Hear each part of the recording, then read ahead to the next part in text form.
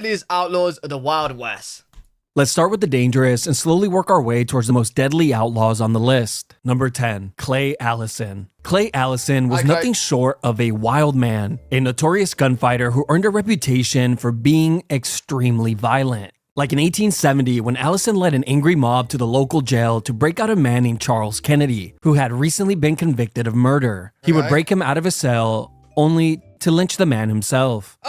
But for Allison, the man was not dead enough. Wait, what? So he began to decapitate the man as well, placing his head on a stake and proudly displaying it at the local saloon, which of course traumatized all of the children who were coming in for a drink. Yo, bro, you're telling me this guy broke someone out of prison just to kill him himself? In a worse way? Wait, what? Allison was such a wild man that he would oftentimes be seen riding his horse through town, completely naked, with nothing but his pistol on his hip. But my favorite incident was when Allison accepted a dinner with a man named Chunk Colbert. Chunk was a notorious gunfighter who was rumored to have killed 7 men up to this point. And it was no secret that Chunk wanted nothing more than to see Allison dead. Now, of course, Allison knew this, but he still accepted Chunk's dinner invitation nonetheless. While in the middle of eating dinner, out of nowhere, Chunk would jump out of his chair and quickly drawing his gun to shoot Allison dead, only to hit the edge of the table with his pistol, which prevented him from raising it up any further. And in one swift Wait, what do you mean he can't lift up any further? Can he not, like, move it out the table and up? Like, bro, what? He's just hitting the table. He's like, oh, no, can't move this no more. You can move your arm back. Motion, Allison drew his weapon, shooting Chunk between the eyes. When asked by the locals, why on earth would he ever accept dinner with a man he knew wanted to kill him? To which he replied, because I didn't want to send a man to hell on an empty stomach. Jesus Christ. Number 9, that guy's Cherokee crazy. Bill. Crawford Goldsby, or better known as Cherokee Bill, was an infamous outlaw who was responsible for the murder of 8 to 13 men. Bill would become an outlaw in 1894 at the age of 18, when he would confront a man that had beaten up his brother. But once he was face to face with him, he realized he didn't want to get beat up as well. So he would just end up shooting the man instead. And from this point on, he would live the rest of his life on the run as a wanted criminal. Shortly after this incident, Yo, why have you just said, look at the noodle arms, and then you replied saying it's Lou?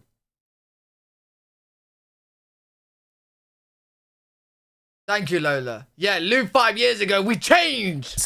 Cherokee Bill would join an outlaw group called the Cook Gang, which specialized in robbing banks, trains, and stagecoaches. Cherokee Bill's crime spree was long and involved many heinous crimes. But to better understand this man's insane work ethic, let's just take a look at a small section of his crime spree. Starting with June 17th, 1894, when Bill shot and killed Deputy Sheriff Sequoia Houston in a gunfight. Then 1 month later, Bill would even clock in for holiday pay, shooting and killing 2 men on the 4th of July. Then 2 days later, on July 6th, he was rumored to have killed a railroad worker. Then a few weeks later, on July 30th, Bill and the Cook Gang robbed the Lincoln County Bank in the Oklahoma Territory. You know, in the Wild West, what was the average age, like, for someone die? Like, their life. What was the average age? It must be low, right? Surely. It must have been low, especially for men, right? Because they're just running around killing, like 30, 40, 50. They're just running around killing each other, bro. As you can see, Bill's crimes were non-stop, and they would continue at this pace until the day he was caught, which came on January 31st, 1895. But even in jail, Bill's Silvertooth activities would continue, as he somehow managed to get his hands on a revolver. And in an attempt to escape, he would end up shooting a jail guard in the stomach and back. But it would all be for nothing, as he would be locked back up in his cell. On March 17th, 1896, Cherokee Bill, the most infamous outlaw of the time, would be hung for his crimes. And just moments before his execution, he was asked if he had any last words, to which he replied, "I came here to die, not make a speech." Which is just a total cop-out, since the man obviously had a fear of public speaking. Number 8, George Parrott. Now, most of the outlaws from the Wild West had some of the coolest nicknames. Yeah, my final words would be, my mama criminal, Mama, I'm a criminal. And then, boom, hanged. Names like Billy the Butcher, Shotgun John Collins, Shotgun John Collins. Pistol Pete, James. Yo, chat, what would be, like, you're living in the Wild West and you have to have a Wild West name to be known by. Everyone said, what would your names be? Mine would be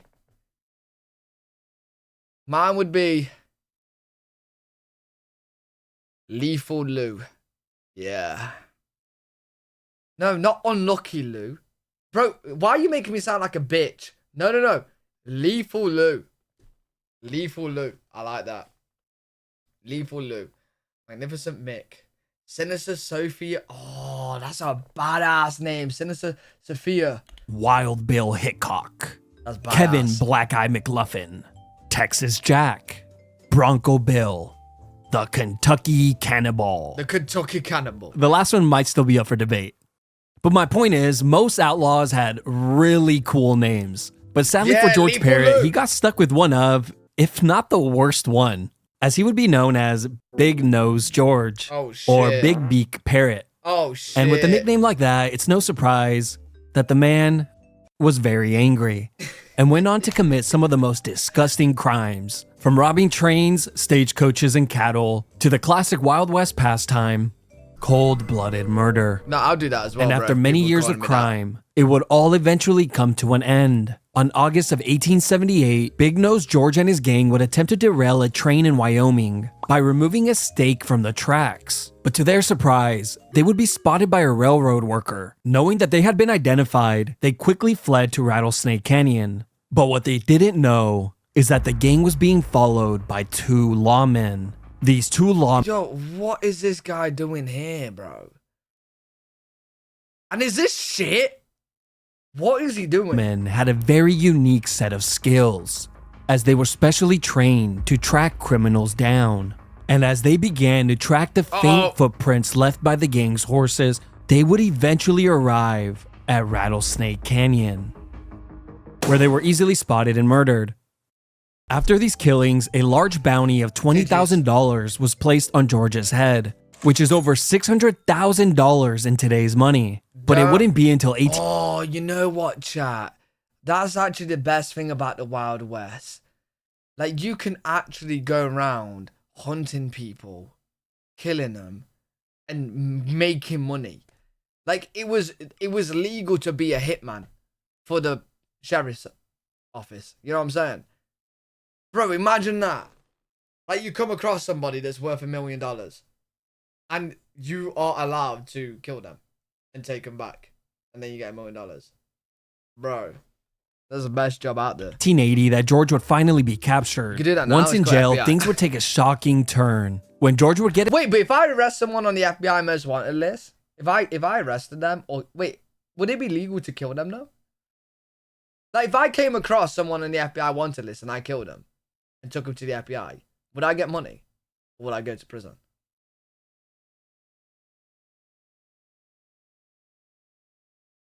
I'd go to prison. So yeah, no, it's different, man. Here, you're allowed to kill him. His hands on a pocket knife and sawing off his shackles, which he used to smack the jailkeeper over the head and fracturing his skull.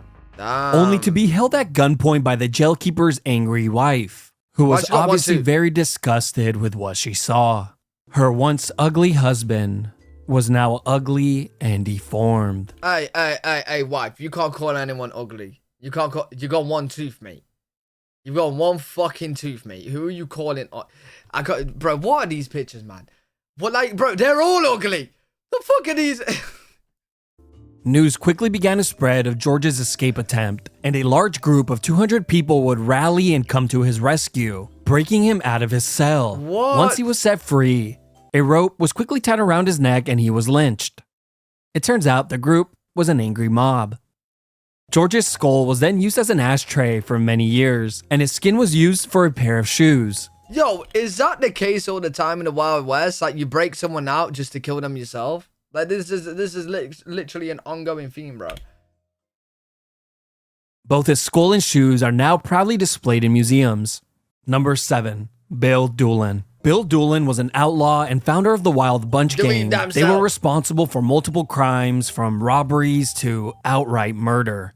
Doolin's crime spree mostly took place in the Oklahoma and Indian Territory and lasted from 1892 through 1896. But it wouldn't take long for the Wild Bunch to become one of the wealthiest and most powerful gangs in all of the Wild West, amassing an estimated value of $165,000, which would be over $5 million in today's money. Now, depending on when you're watching this video, that's about the price of a really nice single-family home or the price of a used pickup truck. The gang was so successful at robbing trains. Bro, ain't no way. Or the price. Sure, this house could be that price, depending on location, yeah. But yo, ain't no way this is legit, mate. Good value as well. Good value. Oh, 2029, it's from the future. Ah, that makes sense. That makes sense. From the future. From the future. Price of a used pickup truck. The gang was so successful at robbing trains and banks, the states had no choice but to place large bounties on all of the members. They were wanted dead or alive. And by 1895, most of its members had been killed, either by lawmen or bounty hunters who were out seeking the reward. Bill himself would be captured and jailed on January 15th, 1896. From the future, but it's a used truck. Well, obviously they used it in the future and then sent it back to the past. Bro, it's 2029. Of course it's from the future. But just 6 months into his jail sentence, he would manage to get his hands on a revolver, sticking up one of the jail guards and forcing him to unlock the jail door and escaping, leading to a massive manhunt that would end with Bill being cornered inside of a farm. Surrounded by lawmen, he was ordered to come out peacefully. And a few moments later, Bill would walk out. And get shot. And shooting at everyone that surrounded him, only to be instantly put down with a shotgun blast. It turns out that a 1v20 is never a good idea. Number 6, Jim Miller. James Brown Miller, or better known as Killin' Jim or Killer Miller, was an outlaw, a professional hitman. Yo, chat, do you reckon you would survive the Wild West? I think I would. I think I could. I think I would survive the Wild West. I really think I would. And a lawman. Killin' Jim was a notorious gunman who is considered one of, if not the most violent man of the Wild West. It's estimated that he killed a minimum of 12 men, but some reports claim that the number could have been as high as 50. Those reports, of course, coming from Jim himself, which we can all agree is genius marketing. Now, yo, if I was in the Wild West, I would be telling people I've killed thousands of people. You know what I'm saying? Then everyone's going to be scared of me. Some of these killings were justified as they were committed against criminals early on while he was a lawman.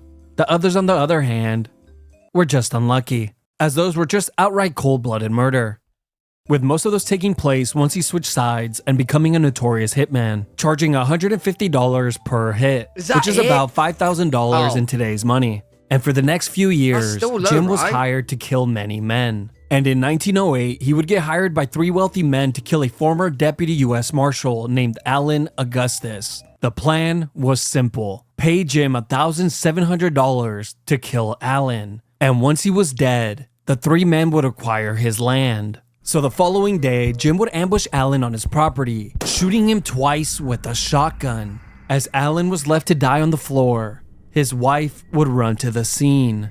And in his final words... Wait, yo, that's his wife? His wife... That's his wife. Hey, bro, honestly, I think the afterlife is better for you, my guy. I ain't even gonna lie. I think you had a nice escape. That's your wife? That's your wife. Holy shit.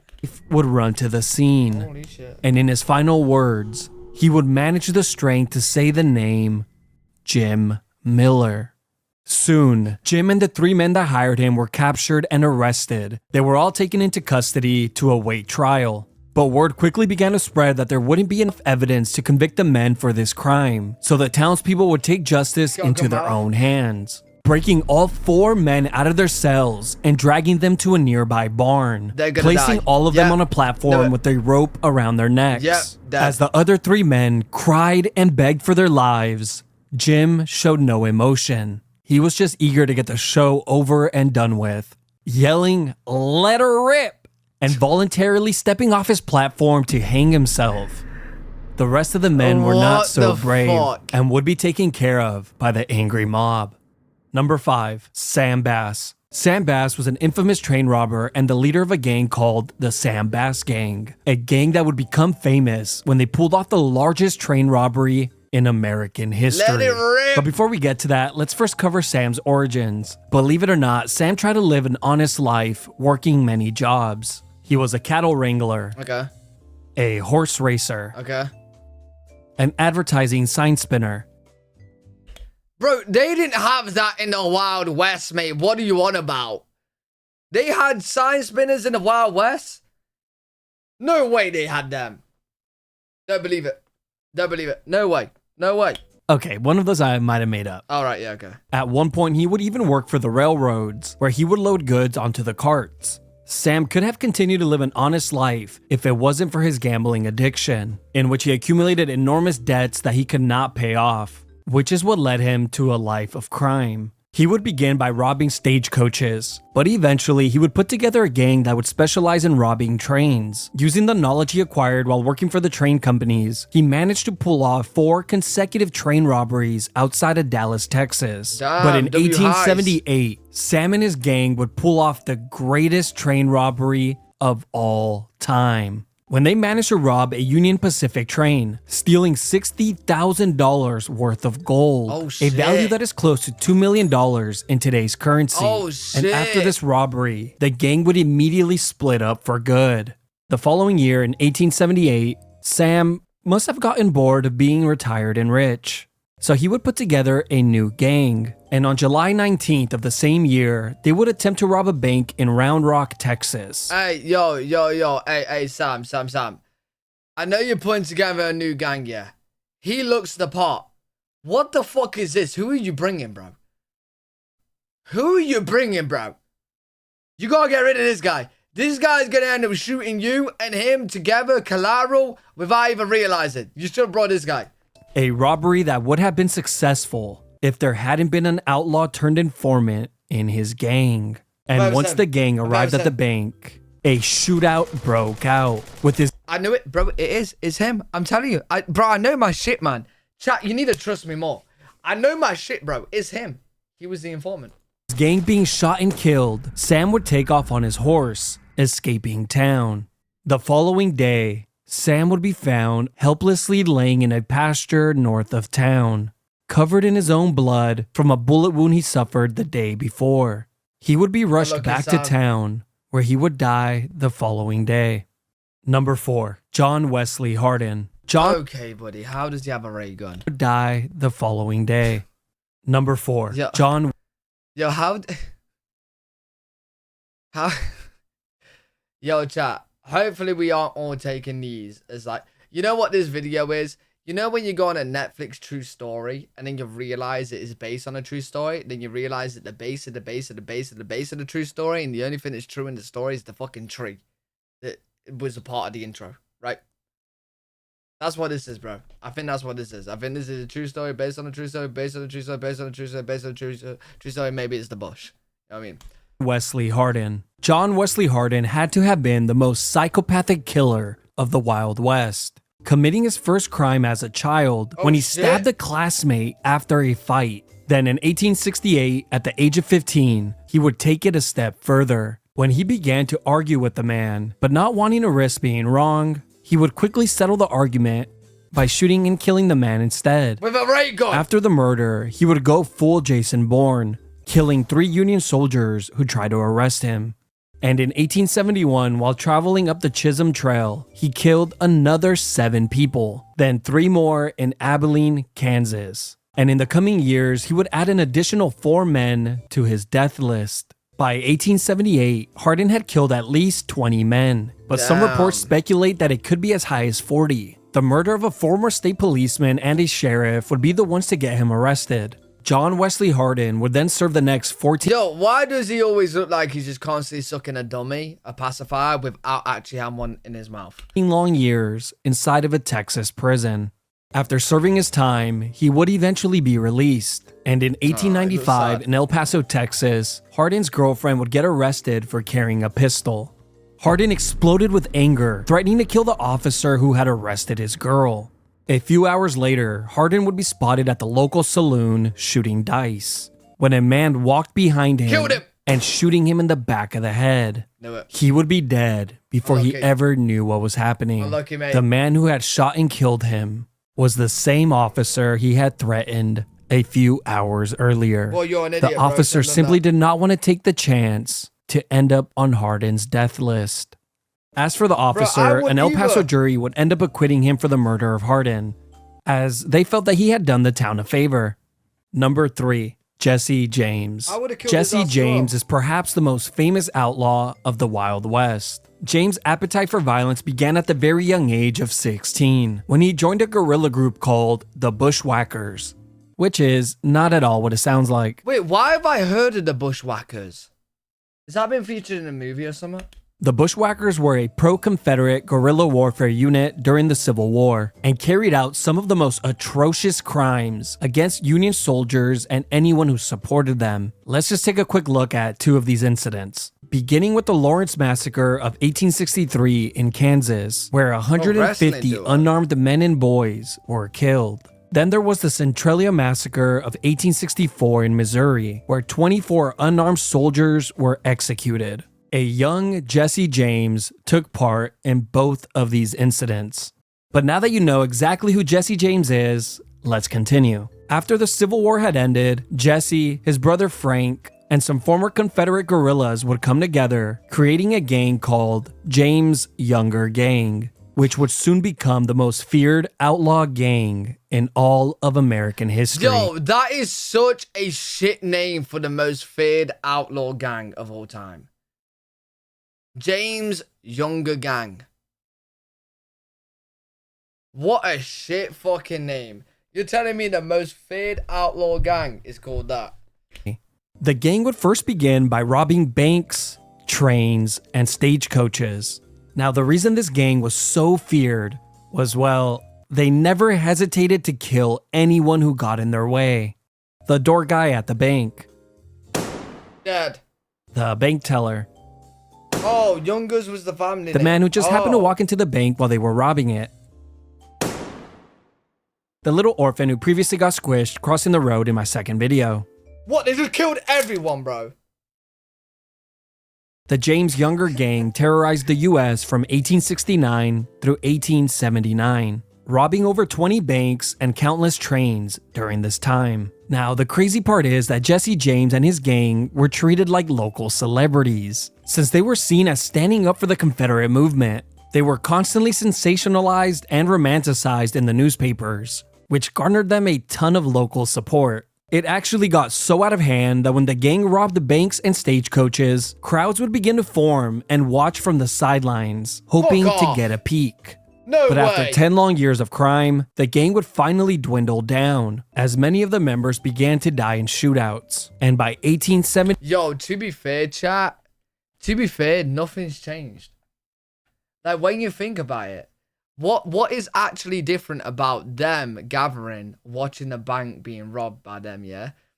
And us watching live streams of cop chasers, people escaping from the cops, these cop videos. Like, nothing's changed, bro. Nothing. What the fuck just moved? Did you see that? Chat, what the fuck just moved?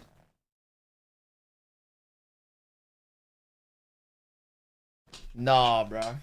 Nah. Someone just fucking moved. 79, only Jesse and his brother remained. With the bounty on Jesse's head becoming larger and larger, he would ask the Ford brothers to move in with him, as the brothers were the only 2 people he trusted, as they had been members of his gang in the past. They agreed to move in. And on the morning of April 3rd, 1882, while James was hanging a picture frame up on his wall, one of the brothers shot him in the back of the head.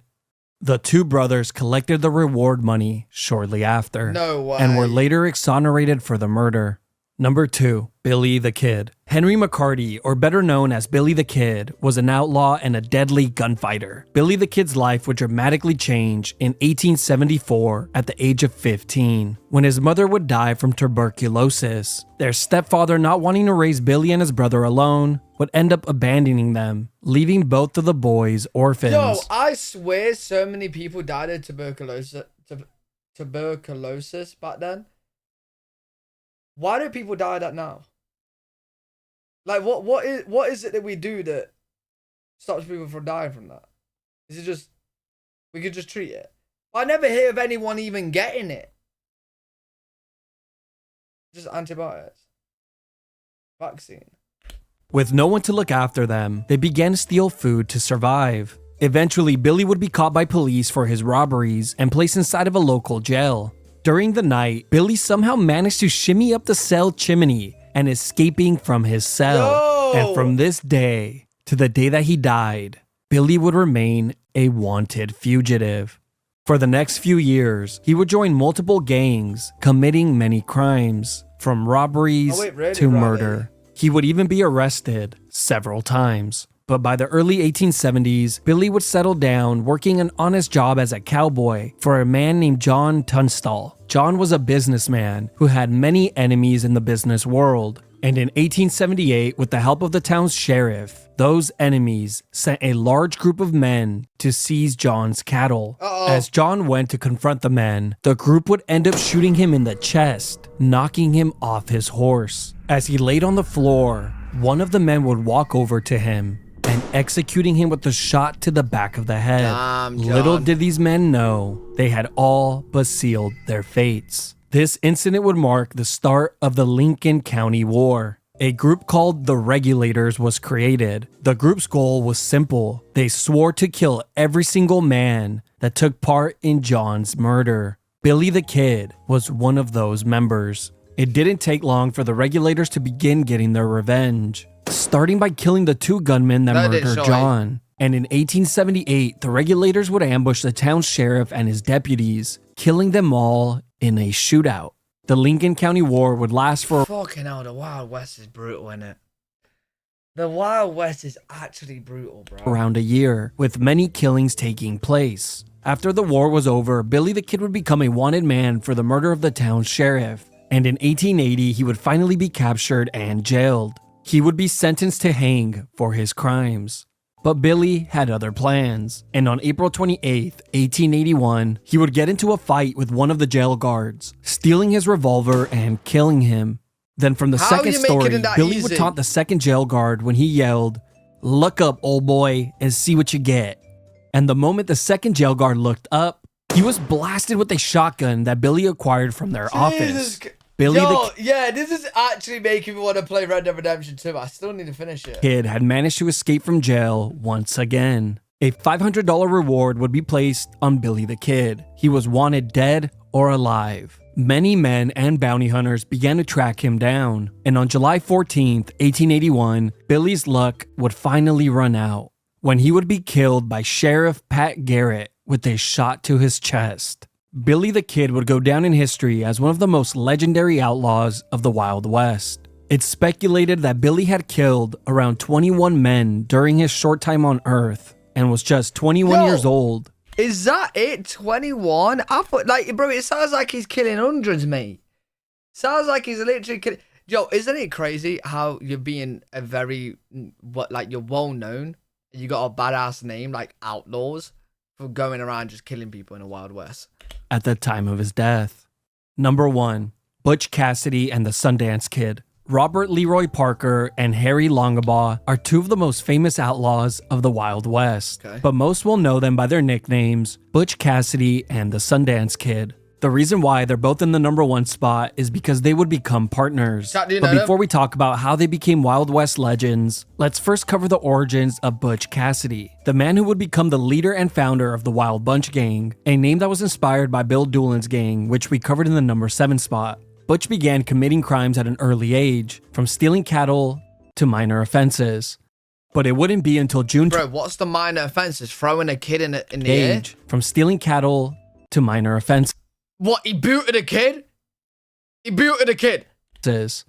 But it wouldn't be until June 24th, 1889, that he would cement himself as one of the most brilliant outlaws the world had ever seen, when Butch and 3 others successfully robbed the San Miguel Valley Bank in Colorado, escaping with around $24,000, which is equivalent to around $800,000 today. The reason why a robbery this large was successful was thanks to Butch's meticulous planning, as he scouted the targeted area for weeks, taking every single escape route into consideration. Butch also had custom leather bags made to withstand the weight of the loot that was to be collected. He would also create an escape system where multiple horses would be stationed along the escape route, creating a relay system of fresh horses, guaranteeing that anyone pursuing them would not be able to keep up. Smart. Butch simply left nothing to chance. Tactics like this were the reason Butch and the Wild Bunch gang were successful in robbing multiple banks and trains for over a decade. Now, the most shocking part is that Butch and the Sundance Kid never shot or killed anyone during these robberies. But after a decade of crime and the— Wait, but I thought the Wild West, like, you're always getting into shootouts, bro. How you not shot or killed anyone? increasing pressure from law enforcement, Butch Cassidy and the Sundance Kid were forced to leave the country, making their way into Bolivia, where they would end up getting into a shootout with Bolivian soldiers. Into where? And both Cassidy and the Sundance Kid would end up dying in that battle. The men were then buried together at the local cemetery. Wait, where's Bolivia? Well, at least that's how the story goes. You see, in the 1990s, their bones' DNA was examined and were attempted to be South matched with the America. DNA of their living relatives. But there was a problem. Neither of their DNAs were a match. The bodies of the two men that supposedly died in a shootout in Bolivia were not Butch Cassidy and the Sundance Kid, Oh, with shit! some even speculating that both men survived the night of the shootout and returned back to the United States shortly after, living the rest of their lives as wealthy men under a new identity. Damn. They might not have been the most dangerous outlaws of the Wild West when it comes to killings, but as far as the banks, the trains, and the government were concerned, there never existed a deadlier gang than the Wild Bunch. Smart, bro. They're the only ones that survived it. Fake their death. Smart guy.